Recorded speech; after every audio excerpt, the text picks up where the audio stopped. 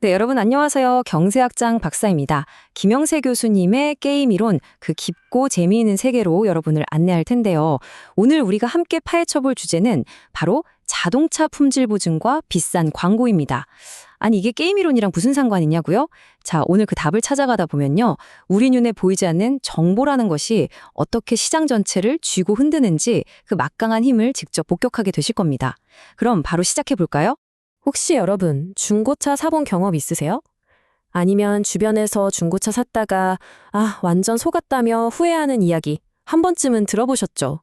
겉은 번쩍번쩍해서 샀는데 막상 타보니까 여기저기 말썽인 경우요. 반대로 나는 진짜 애지중지 병적으로 관리한 내 차를 팔려고 내놨는데 이상하게 제값을 못 받는 경우도 허다합니다. 도대체 왜 괜찮은 중고차는 시장에서 이렇게 만나기가 힘든 걸까요? 이 질문이 바로 오늘 우리가 풀어갈 이야기의 시작점입니다. 자, 그래서 오늘 이 질문에 대한 답을 찾아가기 위해서 우리가 함께 떠나볼 여정입니다. 첫째, 중고차 시장의 고질병, 레몬 문제가 뭔지 알아볼 거고요. 둘째, 그 문제의 뿌리인 보이지 않는 정보의 힘을 분석해 볼 겁니다. 셋째, 이걸 경제학자들이 수식으로 어떻게 기가 막히게 증명하는지 볼 거고요. 넷째, 그렇다면 비싼 광고나 품질 보증은 왜 해결책이 될 수 있는지 그 비밀을 파헤쳐 보겠습니다.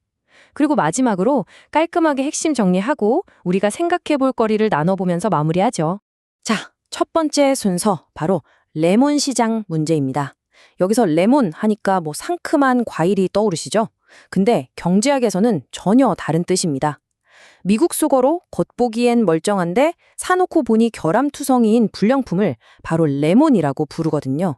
특히 중고차 시장에서 아주 딱 들어맞는 말이죠.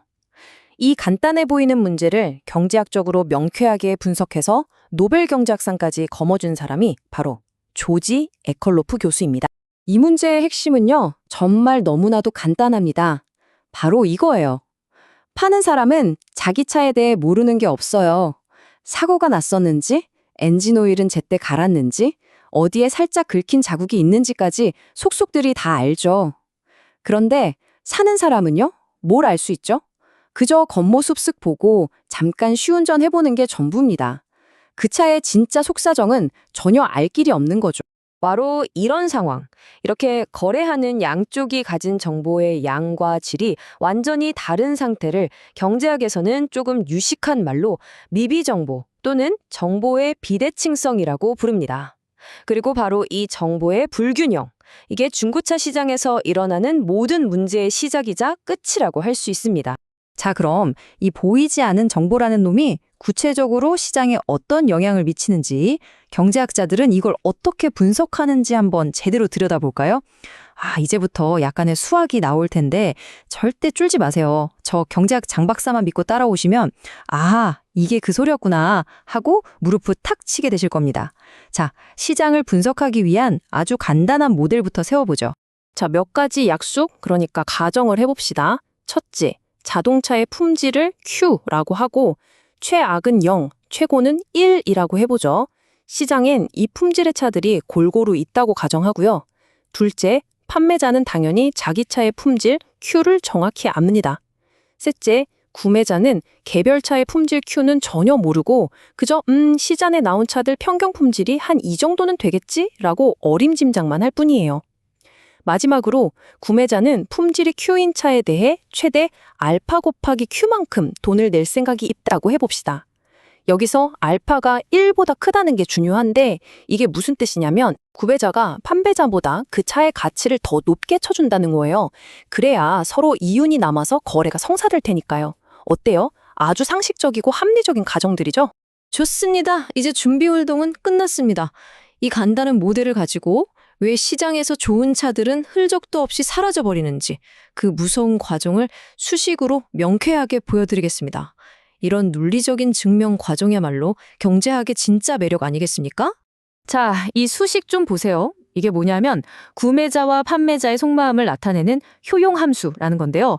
말만 어렵지 내용은 진짜 간단해요. 판매자 입장에선 어때요? 자기가 생각하는 차의 가치, 즉 Q보다 더 비싼 가격, P에 팔아야 이득이죠. 그래서 이득은 P 빼기 Q가 됩니다. 그럼 구매자는요? 반대죠.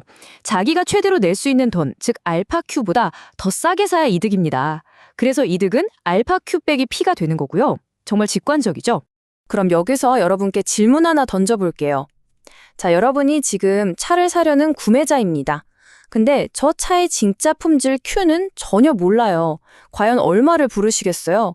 너무 높게 부르면 호갱될 것 같고, 너무 낮게 부르면 아무도 나한테 차를 안 팔 것 같고, 정말 딜레마죠. 맞습니다.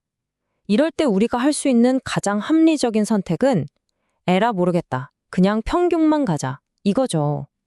특정 차에 대한 정보가 전혀 없으니까 그냥 시장에 나와 있는 차들의 평균적인 품질, 즉 기대값에 근거해서 가격을 제시하는 게 최선인 겁니다. 그리고 바로 이 지점에서부터 정말 무서운 악순환의 톱니바퀴가 돌기 시작합니다. 자, 잘 따라오세요. 첫째, 구매자가 평균 가격을 제시해요. 그러면 둘째, 그 평균보다 좋은 차를 가진 판매자들은 뭐라고 할까요? 아니, 장하네? 이 가격엔 절대 못 팔아 하면서 시장을 떠나버립니다. 그럼 어떻게 되죠? 셋째, 시장엔 평균 이하의 레몬들만 남게 되니까 전체 평균 품질이 뚝 떨어지겠죠. 넷째, 이걸 눈치챈 구매자들은 제시하는 가격을 더 낮춥니다. 그럼 다섯째, 그 낮아진 가격보다 좋은 차를 가진 사람들이 또다시 시장을 떠나겠죠. 이 과정이 꼬리에 꼬리를 물고 계속 반복되는 겁니다. 이 악순환의 끝은 과연 어디일까요? 경제학 모델은 그 비극적인 결말을 바로 이 수식 하나로 보여줍니다. 복잡해 보이지만 핵심은 아주 간단해요. 이 악순환이 계속되면 결국 시장의 가격, P는 0에 가까워집니다. 빵원이 된다고요. 결국 시장에는 품질이 가장 나쁜, 그야말로 최악의 차들만 남고 아무도 거래를 하지 않는, 그야말로 시장이 완전히 죽어버리는 시장 실패 상태에 도달하게 되는 겁니다.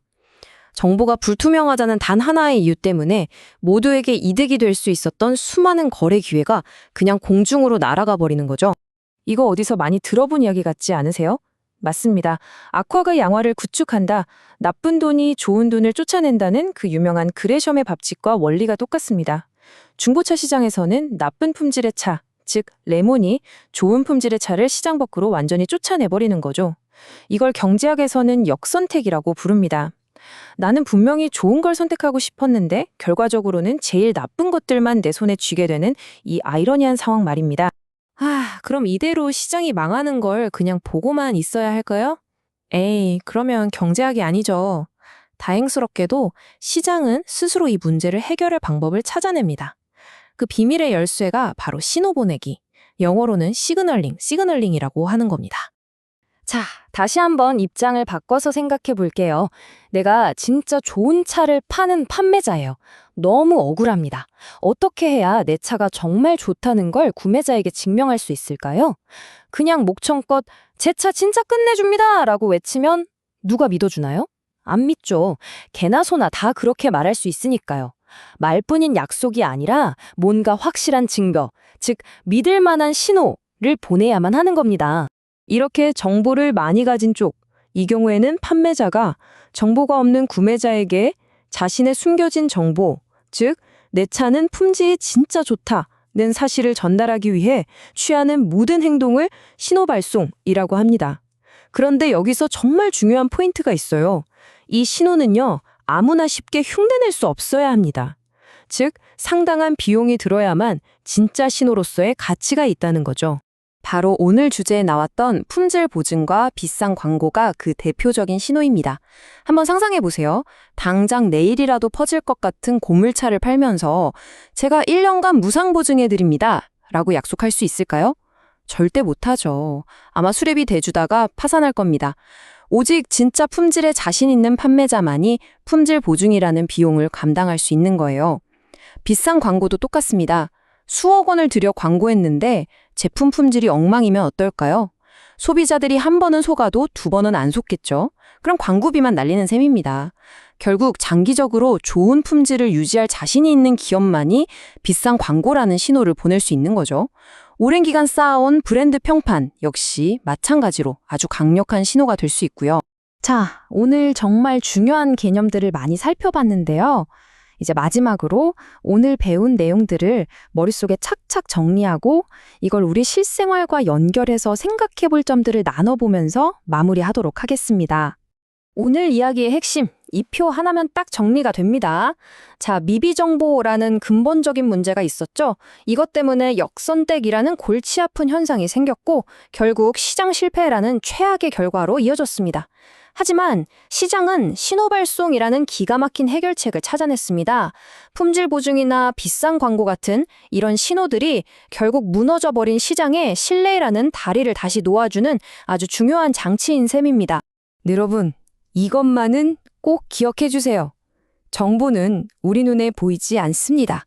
하지만 오늘 우리가 살펴본 것처럼 시장을 살리기도 하고 때로는 시장 전체를 무너뜨리기도 하는 정말 어마어마하게 강력한 힘을 가지고 있습니다. 이 보이지 않는 힘의 원리를 이해하는 것, 그것이야말로 경제 현상을 제대로 꿰뚫어 보는 첫걸음이라고 할 수 있겠습니다.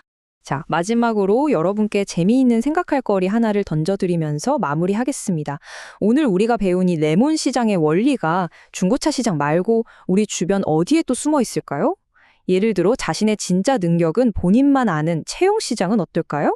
혹은 내 건강 상태는 나만 아는 보험 시장은요? 여러분이 자주 쓰는 중고거래 앱에서도 비슷한 경험 혹시 없으셨나요? 한번 곰곰이 주변을 둘러보시면 와, 경제학이 그냥 책 속에만 있는 게 아니라 바로 내 얘기구나 하고 무릎을 탁 치시게 될 겁니다.